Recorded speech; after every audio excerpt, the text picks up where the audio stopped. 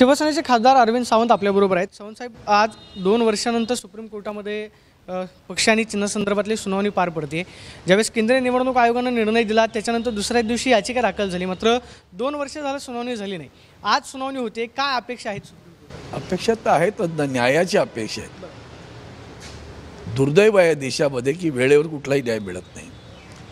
काल नव्या सरन्यायाधीशांनी सुद्धा सांगितलं की 10-10 वर्ष केसेस प्रलंबित राहतात। ही तर अशी केस होती, असा हा खटला होता की जो मर्यादित कालावधीतच त्याचा निर्णय देणं आवश्यक होतं। आणि पहिली गोष्ट अपात्रतेची महत्त्वाची आहे, लक्षात ठेवा। मग जे अपात्र आहेत हे स्पष्ट दिसतं, ही अपात्र आहेत, त्यांना अपात्र लोकांना सरकार चालवू देणं हे सुद्धा संविधानाचं आव्हान आहे असं मला स्वतःला वाटतं। आणि तो प्रचंड मोठा आव्हान या ठिकाणी झाला। दुर्दैवानं सर्वोच्च न्यायालयानं त्या संदर्भात निर्णय दिला नाही। तो त्यांनी अध्यक्षांकडे ढकलून दिला आणि जे काही राजकारण झालं ते इतकं, खरं तर हा एक लांछनास्पद काळी घटना म्हणून आपल्याला देशाच्या इतिहासात लिहावी लागेल, कारण ती संविधानाच्या आत्म्यालाच हात घालणारी होती मुळात। नंतर आत्ता जे काही सुरू आहे, पहिलं ते त्यांचं पक्ष अपात्र करणं हे खरं महत्त्वाचं होतं। आता हे अकॅडमिक सुरू झालं। आजवर जेवढे खटले झाले अशा संदर्भात अनेक पक्ष फुटले, पण फुटल्यानंतर त्या पक्षाचं चिन्ह नव्या पक्षाला कधीच दिलं नाही। जे सोडून गेले, जे पळून गेले, ज्यांनी पाठीसुरा पुसून गेले, त्यांना तुम्ही पक्ष आणि पक्षाचं नाव आणि चिन्ह देता। ज्या पक्षाचं नाव, आपलं नाव कोण देतं? आपल्याला आईवडिलांनी नाव दिलं भारतात, ते दुसरा कोणी काढून घेऊ शकतो का? म्हणजे वंदनीय शिवसेना प्रमुखांनी दिलेलं नाव ह्यांना काढून घेण्याचा अधिकार काय होता? तो अधिकारच मुळात त्यांना नव्हता। पण सगळंच काय म्हणूया, प्रदूषित आहे आणि भ्रष्ट आहे, व्यभिचारी आहे। भ्रष्ट पण नाही, व्यभिचारी आहे। म्हणून हे जे काय आत्ता, तर ज्या वेळेला अशा घटना घडल्या तेव्हा पक्ष चिन्ह गोठवलं गेलं।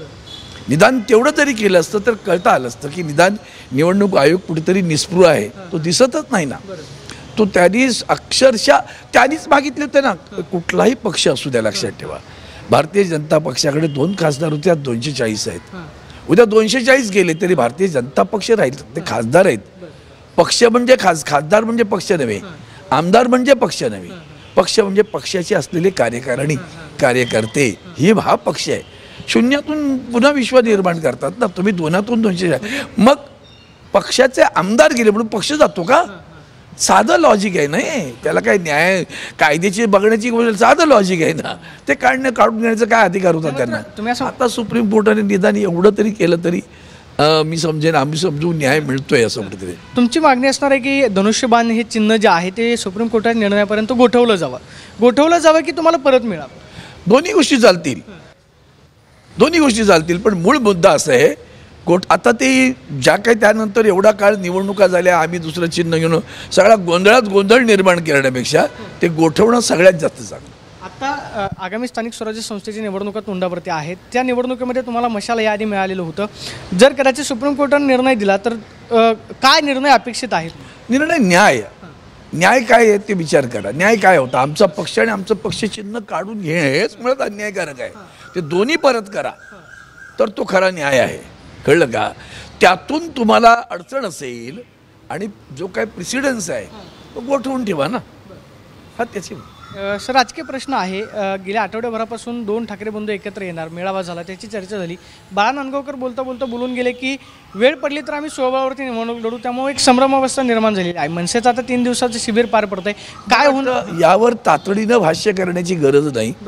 त्यांना अवधी द्यावा, आणि कोणी कार्यकर्ता किंवा एखादा नेता त्यांच्या किंवा आमच्या पक्षाचा बोलला तरी निर्णय घेण्याचा अधिकार हा पक्षप्रमुखांचा असतो।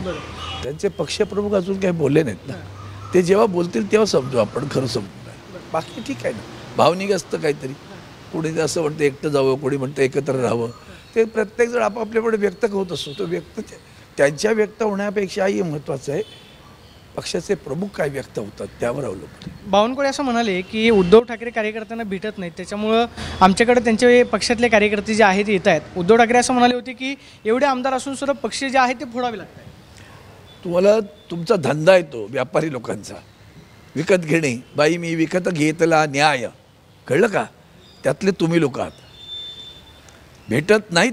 एक दिवस मातोश्रीच्या समोर फक्त येऊन बसा, समोर आतमध्ये जाऊच नका, खुर्चीवर बाहेर बसा आणि तिथं दैनंदिन असलेली रीग बा आणि पक्षप्रमुख एकेका व्यक्तीशी कसे बोलतात ते पाहायचं असेल तर 10 मिनटं आतमध्ये डोकावायला तुम्हाला सांगतो मी, त्यांना अनुमती द्यायला. यांना बसवा बाजूला, म्हणजे कळेल की रोज मातोश्री कशी ओसंडून वाहत असते ती.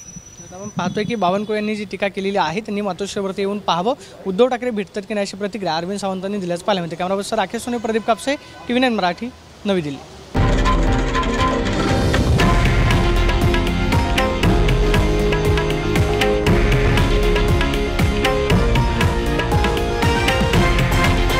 हे आहे देशातील नंबर 1 न्यूज नेटवर्क आणि आपण पाहत आहात TV9 मराठी, एकमेव.